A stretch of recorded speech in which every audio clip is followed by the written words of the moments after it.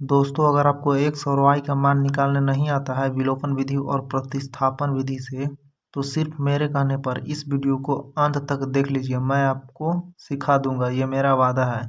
तो यहाँ पर मैंने एक प्रश्न को लिया है। इस प्रश्न को इन दोनों मेथड से हम लोग हल करेंगे और दोनों का आंसर जो है हम लोग बराबर लाएंगे। तो चलिए शुरू करते हैं। सबसे पहले विलोपन विधि से, जिसको इंग्लिश में एलिमिनेशन मेथड कहते हैं। तो देखिए, विलोपन विधि से हल करने के लिए चर को, मतलब वेरिएबल उसे कहते हैं जिसका मान बदलते रहता है, मतलब जिसमें x लगा हो या फिर y लगा हो या फिर z कुछ भी, तो उसे हम लोग वेरिएबल बोलते हैं। हिंदी में उसे चर बोलते हैं। वो बराबर होना चाहिए दोनों इक्वेशन में, दोनों समीकरण में। मतलब x वाला यहाँ है और x वाला यहाँ है, इन दोनों को बराबर करना होगा। या फिर आप y वाला को बराबर कर सकते हैं। मतलब इन दोनों में से कोई भी एक बराबर होना चाहिए। या तो यहाँ 10 है तो यहाँ भी 10 होना चाहिए, या तो यहाँ 9 है तो यहाँ भी 9 होना चाहिए, या फिर यहाँ 2 है तो यहाँ 2 कर दीजिए, और यहाँ 3 है तो यहाँ 3 कर दीजिए। इन दोनों में से कोई भी एक बराबर होना चाहिए। अगर बराबर नहीं है तो हम लोग बराबर करेंगे गुणा करके। चाहे वो किसी से भी हम लोग को गुणा करना पड़े, हम लोग करेंगे और बराबर करेंगे। क्योंकि बिना बराबर किए हम लोग विलोपन विधि से हल नहीं कर सकते हैं। विलोपन का मतलब होता है विलुप्त करना। विलुप्त मतलब खत्म करना एक को। तो इन दोनों में से कोई को भी हम लोग को खत्म करना पड़ेगा। या तो एक्स वाले को या तो वाई वाले को। उसके लिए हम लोग को बराबर करना होगा। ठीक है। तो देखिए, हम लोग इनमें से कोई भी को एक बराबर कर लेते हैं। तो देखिए, हम लोग इसे बराबर करते हैं। तो यहाँ 2 है और यहाँ पर 9 है, तो होगा कैसे बराबर? या तो यहाँ 9 बना दीजिए या तो यहाँ 2 बना दीजिए। तो ये असंभव है, यहाँ हम लोग 9 नहीं बना सकते हैं। क्योंकि यहाँ पर 2 है, हम लोग इसे किसी से गुणा करेंगे कि 9 बनेगा? ऐसा नहीं हो सकता है। एक सिंपल तरीका है जो मैं आपको बताने जा रहा हूँ, जिसका उपयोग करके मतलब दोनों बराबर हो जाएगा बहुत ही आसान तरीका से। इसका जो गुणांक है, मतलब कोफिशिएंट, इसका पहले वाला 9, इसको उठाकर ऊपर यहाँ से गुणा कर दीजिए, और इसका जो गुणांक है इसमें गुणा कर दीजिए। देखिए, 9 से गुणा करेंगे तो इसमें तो 18 हो जाएगा, और 2 से गुणा करेंगे तो इसमें तो ये भी 18 हो जाएगा। तो बराबर हो जाएगा। तो यहाँ पर हम लिखेंगे 1, मतलब समीकरण 1 गुणा करना है इसे कितना से? 9 से। तो यहाँ पर 9 से करेंगे, और समीकरण 2 को हम गुणा करेंगे। देखिए, यहाँ पर 2 से आप चाहे तो 10 को उठाकर इसमें गुणा कर दीजिए और 3 को उठाकर इसमें गुणा कर दीजिए। कोई दिक्कत नहीं है, आपका जो आंसर है सब बराबर आएगा। ठीक है। तो इतना करने के बाद आपको गुणा कर देना है। तो गुणा देखिए, यहाँ भी होगा, यहाँ भी होगा, यहाँ भी होगा, सभी में गुणा होगा। तो देखिए, इक्वेशन पहला ये है हमारा। तो समीकरण पहला ये है, इसमें गुणा करेंगे 9 से। देखिए, 9 दूना 18, एक्स प्लस 9 तिया 27 वाई बराबर 13 9 17 से 117 होता है। अब देखिए, इसमें गुणा करेंगे 2 में, 2 से, तो 2 9 18, एक्स माइनस 10 दूना ये होगा 20, यहाँ है वाई बराबर, देखिए 12 दूना 24, यहाँ माइनस है तो आपको माइनस यहाँ पर लिख देना है। अब इतना करने के बाद आपको यहाँ से लाइन खींचना है। अब देखिए, बराबर यहाँ हुआ है। देखिए, जिसको हम लोग बराबर करते हैं ना, उसको उड़ा देते हैं। उड़ाने का मतलब होता है घटाकर उसको खत्म कर देते हैं, जीरो कर देते हैं। तो देखिए, यहाँ प्लस 18 है, तो यहाँ भी प्लस, यहाँ भी प्लस। और इसको हम लोग जोड़ देंगे तो ये कटेगा नहीं, इस 36 हो जाएगा जुड़ के। ठीक है। तो हम लोग को जोड़ना नहीं है, इसे घटाकर किसी प्रकार से जीरो लाना है। तो जीरो लाने के लिए हमें घटाना होगा नीचे वाले को। तो जब हम लोग घटाते हैं तो इसका चिन्ह जो है वो बदल जाता है, आपको पता होगा। ये तो ये प्लस है तो ये माइनस होगा, ये माइनस है तो ये प्लस होगा, ये माइनस है तो ये भी प्लस होगा। तो अब ये कट जाएगा। काटना ही है बराबर करके। देखिए, अगर हम लोग इसको बराबर करते हैं तो यहाँ पर पहले से माइनस था, इसको हम लोग साइन चेंज नहीं करना पड़ता, डायरेक्ट कट जाता है।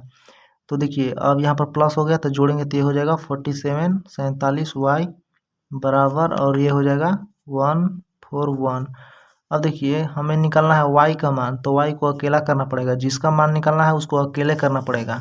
ठीक है। इधर है 141। देखिए, यहाँ गुणा में है, जब कोई चिन्ह नहीं होता है तो गुणा होता है, गुणा है। और इसको हम लोग उधर भेजेंगे, मतलब जब भी बराबर के उस पर जाता है तो ये हो जाता है भाग में। अगर जोड़ में रहता तो घटा में जाता, और घटा में रहता तो जोड़ में जाता। तो देखिए, 47 से 1 कट जाता है 3 बार में। तो यहाँ से जो y का जो मान हो जाएगा वो 3 आ जाएगा। देखिए, अगर आपके पास किसी एक का मान निकल कर आ जाता है तो आप उसका मान जो है 1 या 2 किसी में भी रख दीजिए, आपका x का मान निकल कर आ जाएगा, कोई दिक्कत नहीं है, बराबर आएगा, आप किसी में भी रखिए। तो देखिए हम यहाँ पर लिख लेते हैं y का मान समीकरण 1 में, यहाँ पर आप लिख दीजिए रखने पर। तो समीकरण 1 कितना है, देखिए 2x प्लस 3y बराबर 13। तो यहाँ पर लिखते हैं 2x प्लस 3y था, तो y का मान हम निकाले यहाँ पर 3, तो यहाँ y था तो y की जगह पर 3 लिखेंगे बराबर 13। तो देखिए ये हो गया 2x प्लस 3 तिया ये हो जाएगा 9 बराबर 13। और देखिए x का मान निकाला है तो x को इसी साइड छोड़ेंगे और यहाँ है 13। और देखिए मैंने आपको बताया जब प्लस में रहेगा तो उसको उधर भेजेंगे तो ये जाएगा माइनस में, तो ये हो जाएगा 2x बराबर 13 में से 9 घटेगा तो ये बचेगा 4। अब x का मान निकालना है तो यहाँ गया 4, अब ये गुणा में है फिर से भाग में जाएगा तो यहाँ से 2 से कटेगा 2 बार में, तो यहाँ से x का जो मान है वो आ जाएगा 2। तो चलिए अब हम लोग प्रतिस्थापन विधि से हल करते हैं। तो प्रतिस्थापन विधि से हल करने के लिए या तो हम लोग इक्वेशन 1 को चुनेंगे या तो समीकरण 2 को चुनेंगे, किस दोनों में से किसी एक को आपको चुन लेना है। उसके बाद या तो उसमें से x का मान निकालना है या तो y का मान निकालना है। ठीक है, कैसे देखिए, तो हम यहाँ से ले लेते हैं इक्वेशन 1 को, आप चाहे तो 2 को भी ले सकते हैं, कोई दिक्कत नहीं है। तो यहाँ पर लिखेंगे समीकरण 1 से, या तो आप यहाँ से x का मान निकाल लीजिए या तो यहाँ से y का मान निकाल लीजिए, कोई दिक्कत नहीं है। तो हम यहाँ से निकाल लेते हैं x का मान।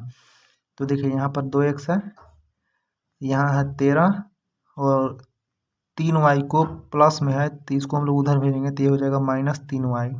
अब यहाँ से हम इसको x को अलग करते हैं तो x बराबर क्या हो जाएगा 13 माइनस 3y। देखिए ये है यहाँ गुणा में तो इधर नीचे जाएगा तो ये जाएगा भाग में।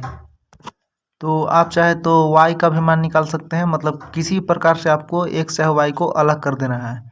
इतना करने के बाद अगर आपने इक्वेशन 1 को चुना है, समीकरण 1 को, तो जो इसका मान है ना x का मान समीकरण 2 में रखना होगा। अगर आप x का मान 2 से निकाल रहे हैं तो इसका मान जो है 1 में रखना होगा। ठीक है, तो यहाँ हम लिखेंगे x का